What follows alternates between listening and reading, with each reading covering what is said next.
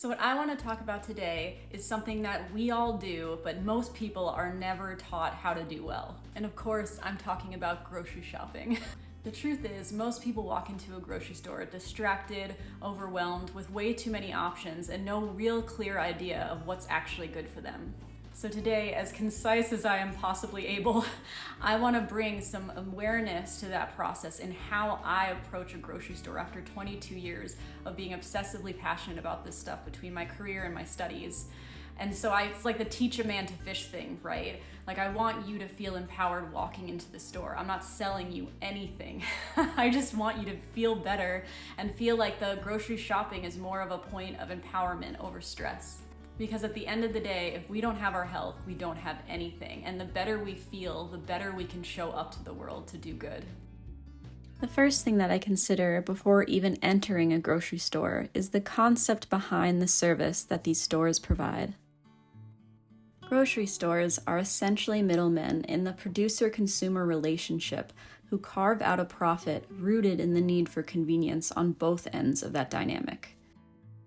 Producers have a hopefully steady bulk buyer of their goods, while consumers get a nearby place for aggregated food items.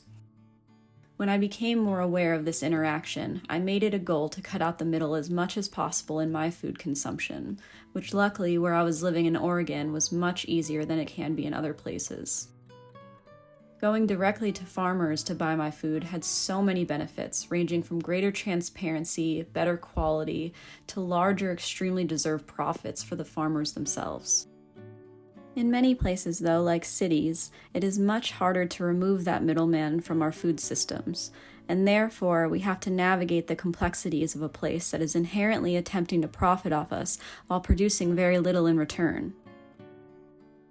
Bringing mindfulness to this interaction is a great foundational approach as we enter the stores themselves. Okay, so let's get into it. I'm going to try and make this as concise as possible so it's the most helpful, but there is a lot to say and I love diving into this stuff. So when you walk into the grocery store, you are often presented with the produce section. Some people say, and when you're especially figuring out how to shop healthier, to stay on the edges of the grocery store, but what does that actually mean? Usually that speaks to this idea of focusing on whole foods. But what are whole foods? The way I like to think of it is they are as the foods in the form of closest to their natural growing or raising standard, right? So like say you or your grandparents or whoever had a farm in a favorable climate could arguably grow or raise the things you see. Those are what whole foods are, right? The least processed version. Whereas in the center aisles, you get a lot more of like tube things and bottle things, and complex ingredients, which takes a lot more navigating, I would say. But especially when I'm in the produce section, the deeper level of just looking at whole foods for me are the two pillars of seasonality and sourcing. So sourcing is the idea of you are in this middleman landscape where the whole goal is to make a profit margin off between you and the producer, right? But sourcing is this idea of breaking down that wall as much as possible and getting to the producer behind the product. And you can have varying degrees of success with that, right? Especially in a grocery store atmosphere. But I think it's so important to know who's making our food. When that's not possible, because at the end of the day, the reason we're using grocery stores is because we need that convenience aspect because we're busy with so much else. What I care about with sourcing normally is very tied into seasonality, which is how far something has traveled. The reason I focus on this is not just to support a local food table, right, which is important, or not to just use my economic vote to support local producers. It's also for the nutrition aspect of nutrient degradation. Oxidation is real. The degradation that happens of the inner nutrition of a plant once it has been harvested from light exposure, heat exposure, just general time, like that breakdown is real, it's science. And it happens further with the cooking process, depending on the type of nutrient that you're talking about. So the focus is when you're talking about eating stuff locally that's inherently in season if it's local, unless somehow it's been like put in a cellar and preserved, right? Like potatoes for a while. You're getting more nutrition arguably because the food has traveled less, there's less fossil fuels being consumed in the process of getting it to you. This is especially important in the United States, which is so much more based on longer shipping lanes and slower turnover than the EU is. But it still matters here. And on top of that, in terms of seasonality, as one of my favorite parts in studying plant medicine was this concept of how the things that grow when they grow are weirdly very symbiotic with our biomes. For example, all the complex carbohydrate root vegetables that come out in the colder seasons, autumn leading into winter, and how those fortify us, bulk us up in a way and give us energy for these hard, cold days. Or the early spring greens that pop up that very much support our natural detox organs. Nettles and dandelion are perfect examples of this when we have to kind of shed everything we've accrued from the winter. And then there's the summer foods, which are usually very water heavy, like watermelon or zucchini, to kind of counterbalance the heat dry that we're experiencing in the environment. So there really are so many levels to how eating seasonally can support us and also support this much more healthy food infrastructure that our money is going towards. The next thing that I love to do when I'm dealing with whole foods is to use my senses, because we have evolved, not to get too into biology, but we have very much evolved to survive. And there's a reason that certain things look good or smell good. We've all seen bad meat. It's slimy. We use our eyes to see the visual cues, the smell, the lack of color. We're like, oh, I don't want that. Or bad fish. It's the same thing with produce. When you have a strawberry fresh off, the plant at peak season, you know what I'm talking about. The most vibrant red, the most delicious taste. Those vibrant colors, especially in produce, are speaking to us of the nutrient content within our food. Phytochemicals that create those pigment, those rich hues, like chlorophyll, carotenoids, they are full of nutritive compounds that are extremely beneficial for our biome. What's funny is that I don't default to organics. I think a lot of people in the health and nutrition world, when they're more on the surface level of understanding food systems, they really push the organic thing. But the thing is that the organic movement, while having especially foundationally good principles, has become another money-making huge scheme and almost an industrial complex in its own right. Toxic practices like monocropping have leached their way into organics. And so even though the way I see it is that when I buy organic, I'm avoiding the worst things often, but I'm not actually guaranteeing the nutrition composition of my food. The only way that I can do that is focusing on soil health, nutrient content, vibrancy, these kind of things, and how local it was because of how much time it took to travel to me and to my dinner plate. This concept of nutrient degradation is also extremely important when you journey into the more complex center aisles. A lot of people in this day and age with all the obesity issues really focus on sugar, and it deserves to be focused on. I myself came back from being pre-diabetic just simply by changing my eating habits and how I ate food.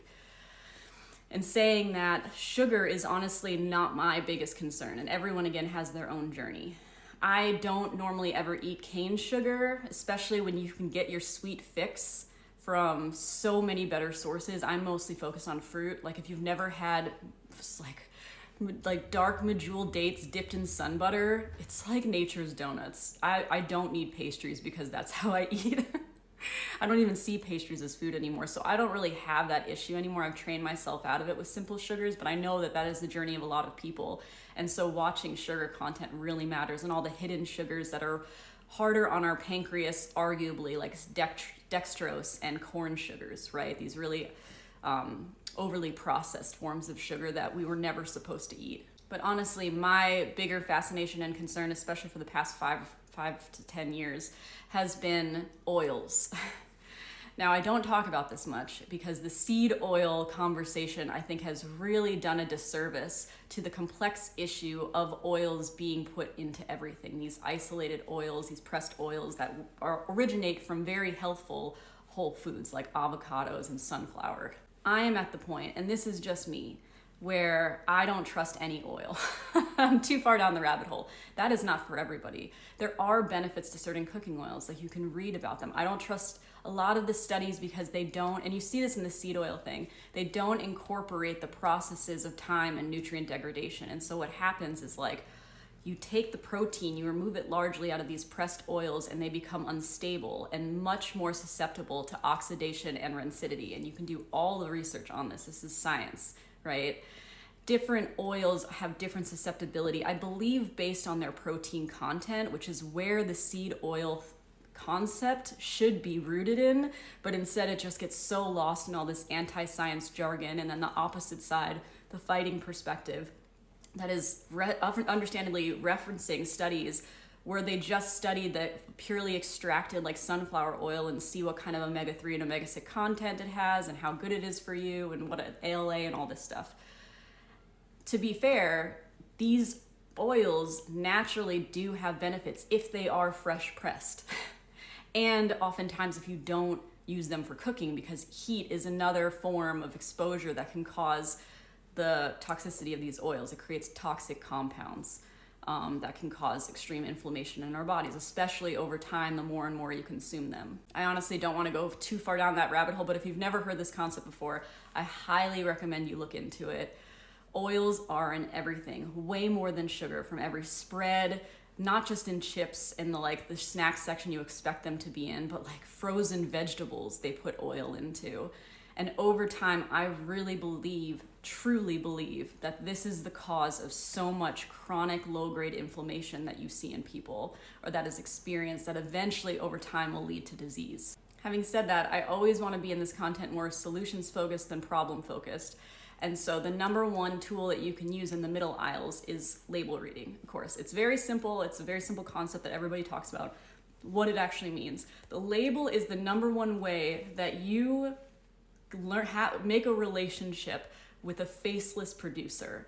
Their label tells you a lot about who they are, what their ethical code is, what they care about, whether it's the fair trade things, all of these different certifications that they can get, but also just the ingredients. Labels, I believe across the board, the ingredients labels are organized by content. So the first ingredient is usually what has the most by weight ingredient in there, the highest by weight ingredient. Like chocolate is a great example of this. I don't buy chocolate regardless of how fancy and nice it is. And there's a lot of really high priced chocolate where the first ingredient is sugar.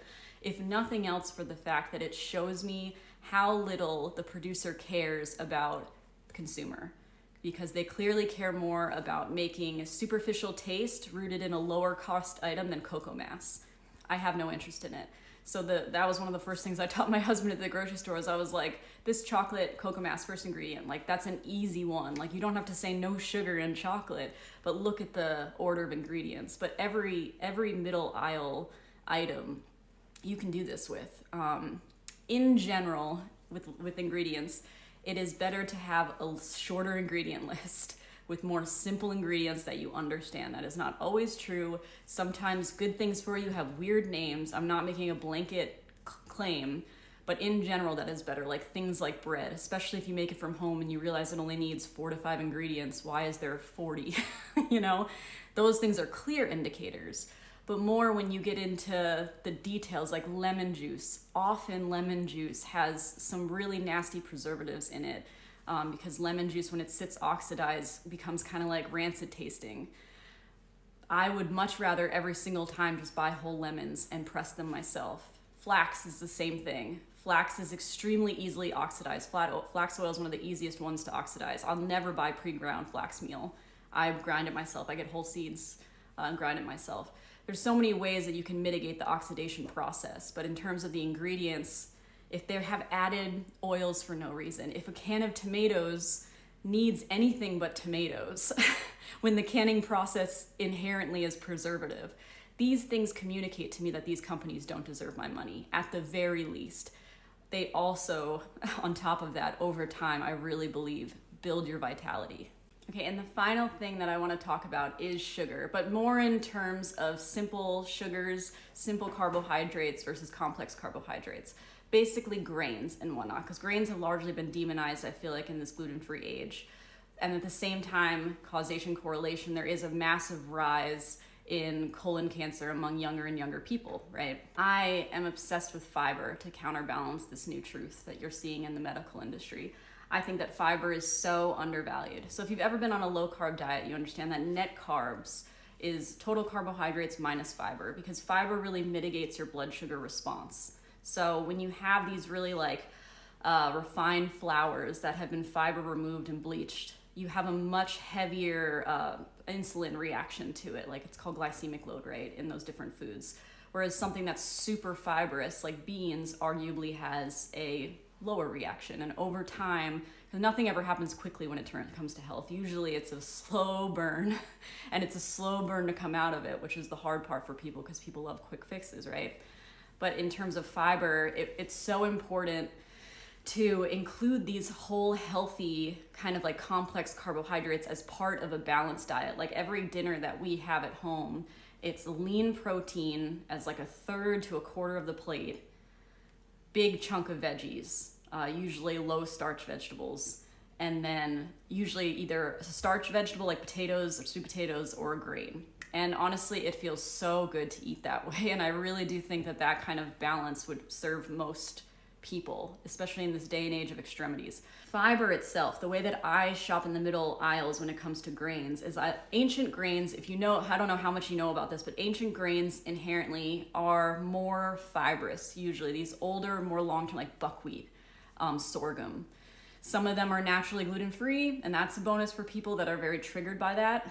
But in general, they do have a higher fiber content and honestly also a higher protein content, and protein is the building blocks. But so many people get caught up in the macros as opposed to the micronutrients. Buckwheat has an incredible retinue of micronutrients that's worth looking into, and that I'm so much more interested in than the very surface level macro content that most people stay at that level when they're looking at food products and nutrition labels. So I look immediately, if I'm going to get a grain, at the fiber content, right? I look at the amount of ingredients, and whole grains. Obviously, whole grains, we've been hearing that our whole lives. All that means is that less refined, more fibrous grains. You can get whole grain wheat and it still sets you off blood sugar wise, right? Most carbs will if you already have blood sugar issues like me.